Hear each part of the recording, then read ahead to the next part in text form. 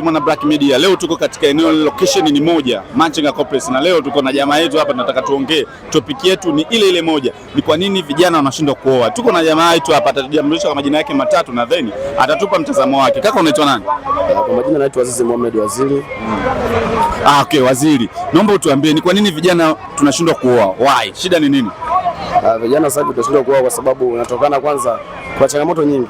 Ila na ngoja niongelee changamoto moja ambayo ni changamoto, unakuta yani uaminifu unakuwa mdogo sana, na sio upande mmoja, kote kote, sababu kwa asilimia aswaso wa mjini. Wa vijijini hawana shida, sababu vijijini unakuta kijana mwenye miaka 20 kama bado wasomi wala nini, unamkuta familia yake na maisha yake. Ila vijana wa mjini unakuwa changamoto, sababu wote tunakutana mjini na watoto wakishua nao kuwapata na kuoga ngumu sana, naelewa mwenyewe, unaona. Kwa hiyo unakuta watu ambao wamezagaa hivyo, unakuta mtu katoka huko umekutana mjini kule, kamwacha mtu wake na kamwacha mtu wake, wakutana wanadanganya na kwa uongo, anamwambia mwenzie kwamba mimi sina mtu, na anambia sina mtu.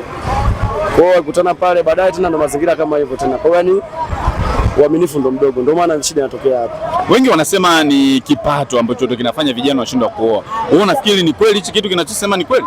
Hapana, mimi nasema hapana, kwa sababu mimi nakataa, kwa sababu wa vijijini kipato chao wanakipata kwa ugumu sana, na wa mjini ni ugumu ndio, lakini wa mjini mimi naona kuna urahisi, kwa sababu mjini kuna watu wengi kishughulisha, hata ukiuza mboga, ukiuza nyanya kama hapa Machinga unavyoona, tunauza nguo, wengine wanauza nyanya, wengine wanauza mabegi, unaona.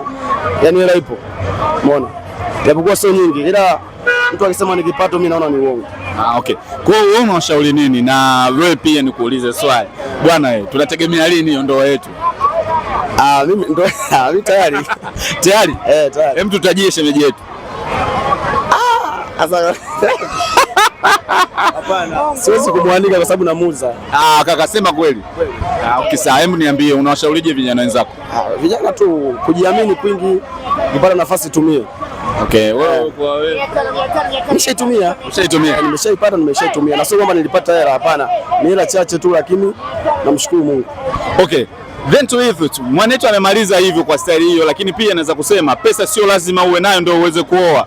Anza mwanzo, ulipoanzia tunaanzia hapo hapo. Hii ni Black Media. Ciao.